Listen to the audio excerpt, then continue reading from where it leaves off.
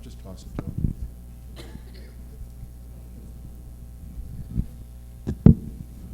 him. So here we are at the Shema tour. The Shema tour every Martin Luther King Day for about 2 decades now. We rent a bus and we go to 3 places where the needy go to get their needs met. In the first location, boy, they are so hospitable to us. It's a little church, and they're so nice, and there's some wonderful singers, and one woman who actually just got her doctorate in religion is about to sing a song, and I tell everyone there in a loud voice, I sort of interrupt a little bit, I said, anyone remember what I said? I said, this is a song to listen to, not to sing. Why in the world would I say that? Well, let me tell you. The answer's in our Torah portion. Dum, dum, dum, this week's Torah portion. Why would I say you can listen to the song, but don't sing along? So let's set the stage. I want someone who was on the Shema tour to talk about that first location that we went to. You can either come up or I'll toss the microphone over to you. Who wants to talk about the first location that we were at? Who wants to talk about it? Hands up. Yeah. You got to use the microphone. So either come up or your arm was raised. Tell us about the first location. We went to the church called Walk in the Light of God on Garden Street in Hartford, just a little unassuming white building. And we walked in and we were greeted very, very warmly. And we sat among the congregants, the congregation there. And they did a little bit of a program. It was Martin Luther King. There was a 12-year-old boy who had learned the entire I Have a Dream speech when he was 5 years old and has said it every year since then. And we did songs back and forth, and they told us a little bit about what they did. And they are basically a haven for their neighborhood. They provide food upon occasions, they provide clothing, things to help people set up their homes, but they also provide sanctuary. They have a room downstairs that when they get a phone call at 11 o'clock at night from the Hartford police saying we have a woman and her children, if the case be, who need shelter. And they bring them there, and it's down this very narrow, steep set of stairs. And the Reverend had built a room by himself, and he said to me, I had no idea what I was doing, but it had to be done. And there's a bed and a crib and a couch, a TV, heaters, a telephone. And overnight, this woman who has run away from a horrible situation, she and her family can stay until the next day, where they are then moved on. It's almost like an underground railroad on how they move them along. And they're doing this, I can't even, a shoestring is too generous on how they're doing this. They provide food, they need diapers, they need clothing for this woman who has run from her home. And then there are several women that run from there. Oh yeah, it's frequent. It's not just one person. They're hooked up to, there's a 911, there's also a 211 number, and they're like the first responders, and they run, before you can get into a shelter somewhere else, they'll put you up at the church. It was a beautiful thing. Thanks. Anyone else want to talk about anything else about that church? All right, I'll fill in a couple of gaps. There were some amazing singers. Anyone remember the singer that went like this?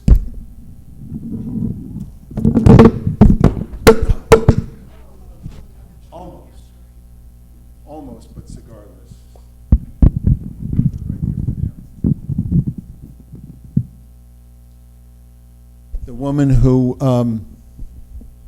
marched with Martin Luther King, and she looked like she had a hard time standing, but when she was singing, she was dancing. And she had us all singing for, I woke up this morning, set my eyes on freedom. I don't even know how to sing it. I hadn't heard it before, but it was so powerful when she sang it. And she said how they marched for miles and miles and miles. And they would cross arms, and they would, remember the other second song she sang? We shall overcome. And she had us all, we're packed in there, and we were moving, and it was something. And they had a special presentation. Our president, you want to talk about what you got? A proclamation by the Honorable Luke Bronin, Mayor of Hartford, Connecticut. Whereas Dr. Martin Luther King Jr. devoted his life to advancing equality, social justice, and opportunity for all, and challenged all Americans to participate in the never-ending work of building a more perfect union. And whereas Dr. King's teachings continue to guide and inspire us in addressing challenges in our communities, and whereas Dr. Martin Luther King Jr. Day is a national day of volunteer service, whereas millions of Americans have been inspired by the life and work of Dr. Martin Luther King to serve their neighbors and communities on Dr. Martin Luther King Jr. Day, and whereas serving on Dr. Martin Luther King Jr. Day is a way to honor Dr. King, meet local and national needs, bring our citizens together, and strengthen our communities and nation, and whereas Dr. Martin Luther King Jr. is the only federal holiday commemorated as a national day of service, and offers an opportunity for Americans to give back to their communities while making an ongoing commitment to service throughout the year. Now, therefore, be it be proclaimed that I, Luke A. Bronin, Mayor of the City of Hartford, along with the Court of Common Council and the citizens of Hartford, proclaim Monday, January 20th, 2020, as a day of service in the City of Hartford. And it was done this was put together in honor of the coming together of our two congregations. And it was presented to our president and our board, and many of our board members that were there to receive it. How did you feel being called up? I'm going to ask our president. Was it something you expected? No, not expected. It was a true honor to be there and be recognized. So put it in a little bit more details so that people could get a picture of it.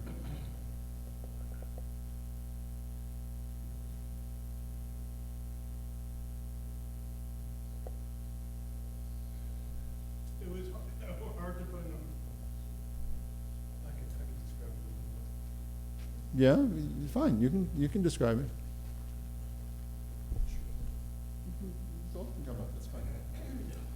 So it was definitely something not expected. It was a very memorable experience just being there in honor of Martin Luther King Jr. Day, and for them to recognize us and to go through the effort of putting it all together and having everything there for us, and to be able to celebrate with this congregation as one joint congregation. It was an honor to be there. It had to be one of the most beautiful days I've had in Connecticut. Whoever put together this trip, this Shema tour, wow. I mean, just wow. And this first stop that we had, where the rabbi was presented with a proclamation, you saw a synergy between Jews and Christians, between whites and blacks that you don't see every day. It was just beautiful. It was just, so I say in Hebrew, Todah Rabah, to the rabbi and to the president of the synagogue and all those people that put this trip together. It was just warm, friendly, love. It was just great. You want to tell us about the second thing we got? The second place we went to was the Hebrew Center, a facility which takes care of the disabled and the elderly, and they do a great job. And in being there, we had the opportunity of meeting this fine gentleman from Jamaica. His name was Dean. And as we got to know him, Dean was saying, I'm an artist. And he's an artist. And Dean took out something that he had just recently sketched, which was this, from his wheelchair. He then showed us this beautiful sketching of Dr. Martin Luther King. Again, the warmness, the friendship, the love that we experienced in the first place, in the second place, and the third place was an animal shelter. That you had love anyway. But again, for the people that coordinated this trip, if you have a chance, you're going to be here next year, the Shema tour. Very, very special. Anyone want to talk about the third place? Yeah, come on up. All right, so why don't we talk about the first place? I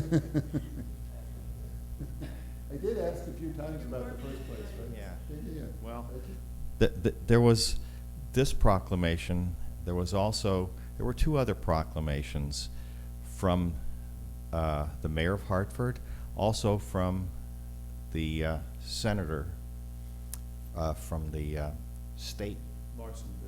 Larson, right?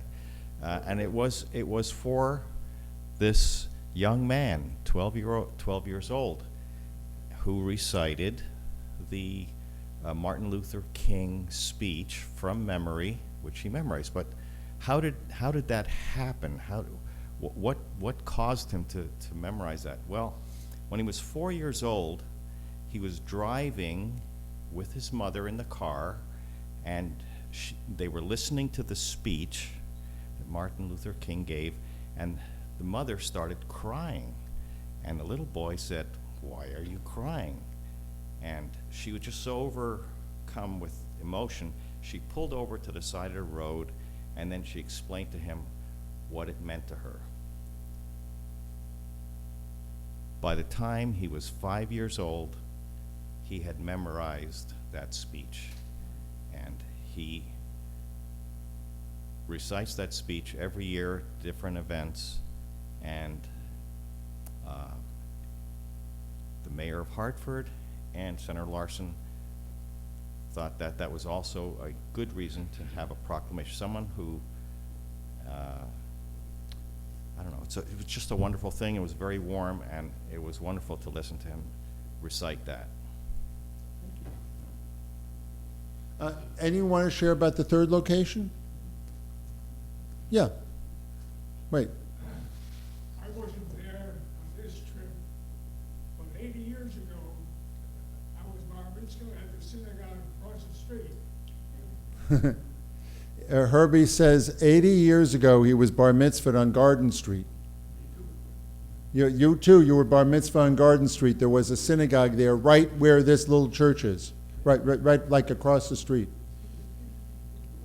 You never know. I mean, it looked like the store was like a little bodega. It looked like it might have been a bodega that was converted into a church. A little the market or something like that. It was a small little building. So I guess I'm going to ask one more time. Anyone want to talk about the third place? Fran, yes. Okay. So here.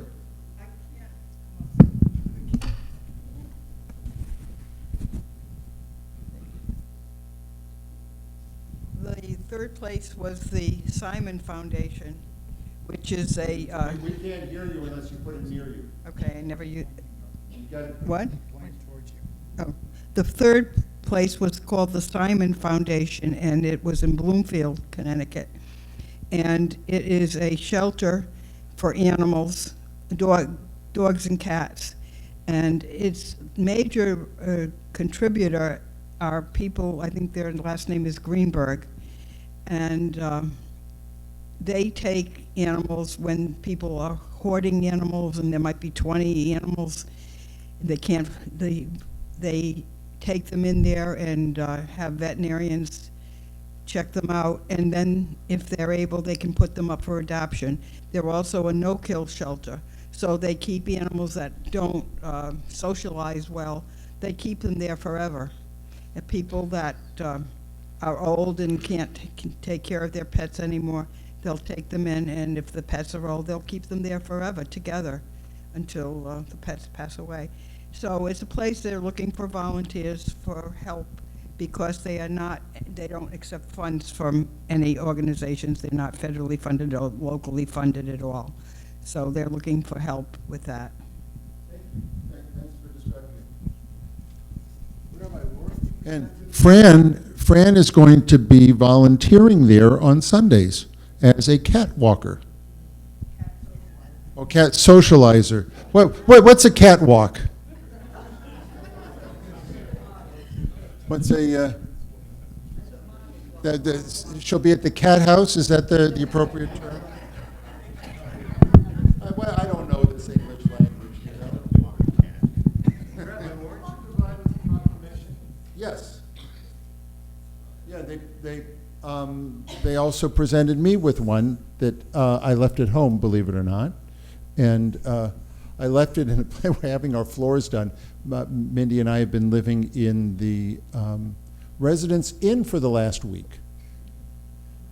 Yeah, for most all this week. So I couldn't get to it because the floors are, it's like the tar pits all over our floors, yes?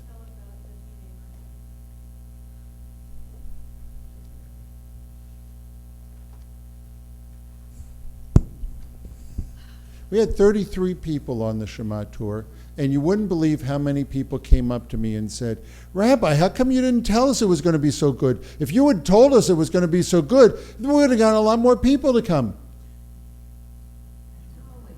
Did anyone ever hear me talk up the Shema tour beforehand? Yeah? All right. You did. Yeah, lots of times. So you were going to say. So on the way over there, we were on the bus. And my husband reminded us that we agreed that we would share songs, which meant we needed to prepare a song. So we didn't have our cancer, so, he's the one that always selects the song. So it's like, what are we going to sing? And we thought about it real quick and said something everybody on the bus knows. We're going to do Hine Ma Tovu Manayim. And we practiced on the bus going over. And so here it is good and pleasant when brother and sister come to sit together, dwell together. So we get there, and there was a program and an MC, and the MC starts the program with the English of Hine Ma Tovu Manayim, like what could have been better? And so then we sang it, and it worked out really well. They sang it with us. We taught them the words. Divine Providence is how we said it, like what could have been better? She could have picked anything to start with, but she picked the song that we chose to sing. Right? It's cool. Yeah. So we're going to, this Sunday, pick one project from one of those three places that will be our Temple Beth Hillel project of the year, our social action project of the year. And we might choose to do something on an ongoing basis. We might choose to do a one event kind of a thing. So some ideas that people talked about is maybe in that basement that we all get together and build a second room in their basement.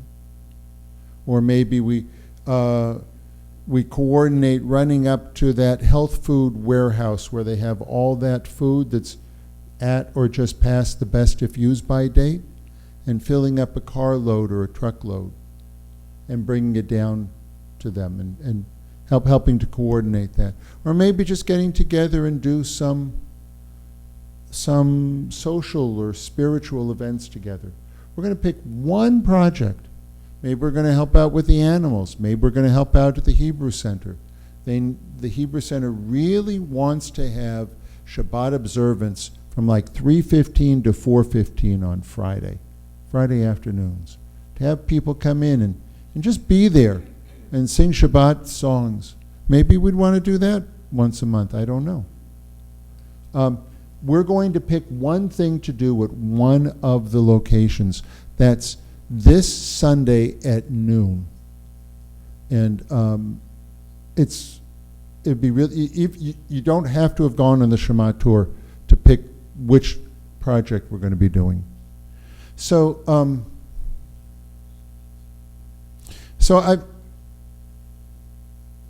many of you have ever heard the term, "So help me God," or "So help you God"? What in the world does that mean? Normally, people say that when they're taking an oath. Do you swear to tell the truth, the whole truth, and nothing but the truth? So help you God, and they say, "I do." What in the world does that "So help you God" mean?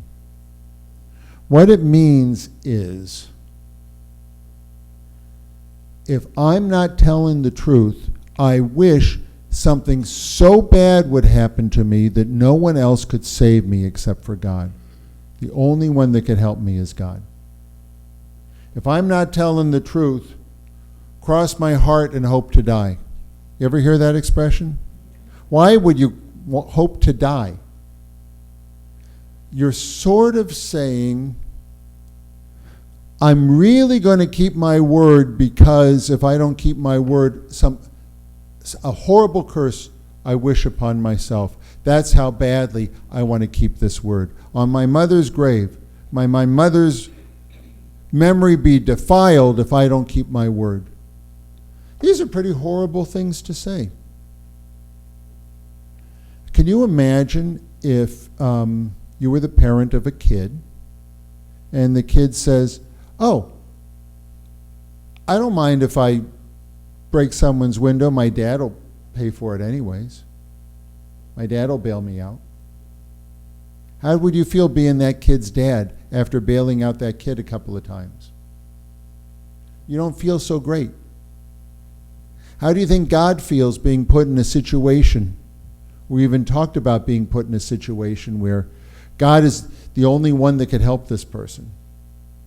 It puts God, it is not a good way to view God.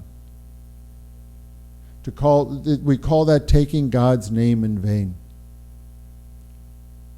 And it's not a good thing to do. It's not just it's not just a bad thing to do because it obligates God. It's a bad thing to do because we are saying that the stuff that we do in our day is more important than the stuff that God does in God's day. That God, of course, is going to help us out because God loves us, right? So I'm going to put it to the test every time by making these promises, which I might or might not keep.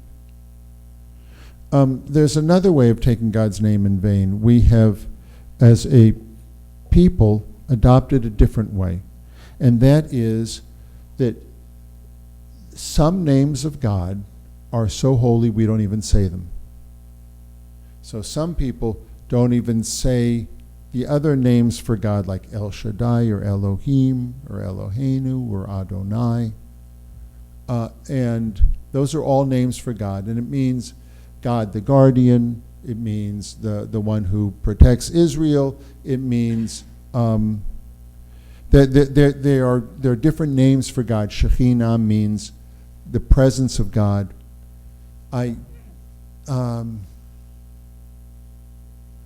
But the one holiest name of all is the one that's in this week's Torah portion, the one that was revealed to human beings for the first time to Moses, and says, go tell people that this is, and then it's this 4-letter name for God that Moses says, and everyone will know. It's so powerful. Well, we couldn't hear it because our people couldn't hear it because we were so broken.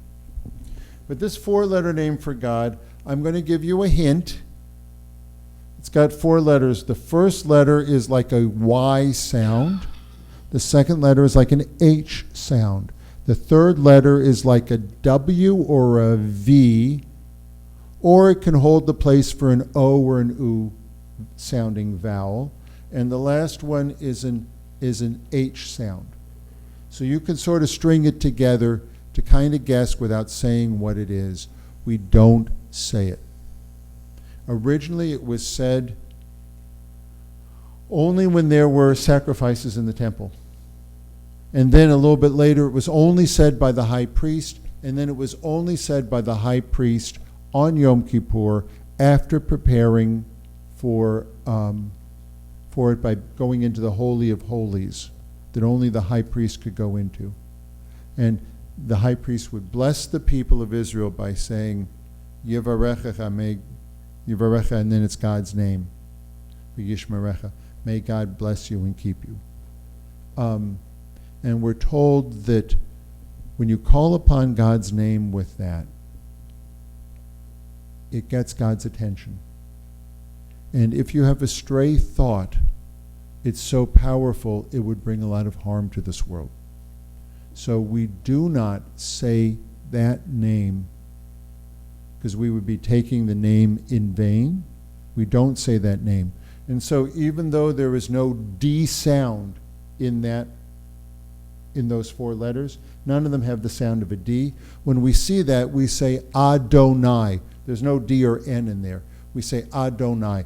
Adon means Mr. Like I could say, well, that's Adon Winchell over there, the fine man behind the mustache. You would call him in Hebrew Adon Winchell, Mr. Winchell. I like to point out your mustache every opportunity I have. You realize that, don't you? So Adonai means my Mr. Well, Mr. comes from the word master. My Mr., my master. Master is like Lord, my Lord. And that's why we get the word for God as the Lord. Because it's this name replaced with the Hebrew, which means master or Lord. My master, my Lord. The Lord. Sometimes, well, there are some people that say they don't even want to replace that with Adonai because that already is a valid name for God. They say instead Adoshem, which is a made-up word. It starts off like sounding like it's going to be Adonai, which means my Lord. And then it sticks the word name, Adoshem, the Ado and the name. Or they refer to God as Hashem, which means just the name. Hashem, the name of God. And instead of saying Eloheinu, they say Elokeinu. That they shouldn't even take God's name in vain.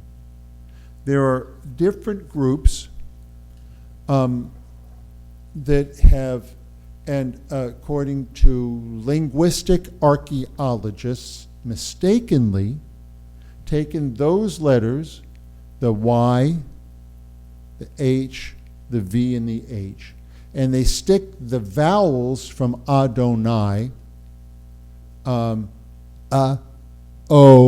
A, O, A, from Adonai, onto those, and they come up with a word that is the group that says, do you know who witnesses? I'm not even going to say it because it's kind of close. But it probably, the original name probably didn't have an O sound in it. It's just from Adonai it has that. And it wouldn't have a J sound, but the J is from, like Johann Sebastian Bach is, it starts with a J. So it would really be like a Y sound. So here we are at the church, and with all of the best intentions, one of the singers said that she studied this song and wants to get it exactly right how God's name should be pronounced. And she starts singing this song, and the refrain is God's name. And I knew it was coming up because of the way that she introduced the sound. And I told everyone, it was nice that she was doing that. And I said to everyone, this is a song we should listen to and not sing. Because we don't really want to take God's name in vain. Because it's something that's spoken is a real thing. A devar is a word and it's a real thing. You can think it, you can in your mind hear it, but once you say it, it becomes real, and we don't say it. Why do we have this here? Just going to make comment about what that is. It is probably from the middle 1800s, Eastern Europe. It's a mizrach, which is something that they put on the eastern wall so that you know which way to face towards Jerusalem. Mizrach means east. It's like a hand-painted thing. We got it as part of a whole series of, a whole slew of different things on permanent loan from the synagogue, which had like a Jewish museum, the synagogue that was based at the JFK airport.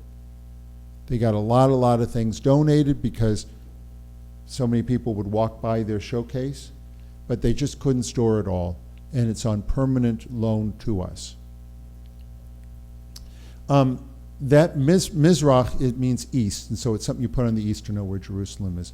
This particular one has another name. It's called a Shaviti.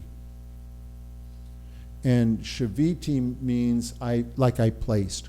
And it comes from the line in the book of Psalms, Shviti, and then the four-letter name of God, Shviti Adonai, Lefanai Tamid. I have put God's name before me always.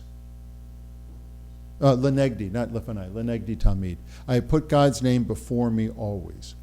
It is from the book of Psalms, and some Jewish mystics said, if you stare at this and you have God's name appear before you, and you have God's name, and you always look as though seeing God's name before you always, special mystical things will happen to you. And so that was a Jewish meditation focal point from the middle of the 1800s, from the mystical branches of Judaism. And it has interesting different quotes that I'm happy to tell you if you want to know. And we happen to have it here. If you want to have a mystical experience, sit down and stare at those four letters. That's a mystical Jewish teaching. I can't tell you what's going to happen, but it is a literal interpretation of the phrase that says you should always think of God, always see God before you. Like God is always watching what you do. Always imagine God is right there. And if you see God there all the time, it will lead you to holiness. And they actually said, well, let's do it literally. Anyways, I just wanted you to know about that, and wanted you to know about that curious thing on this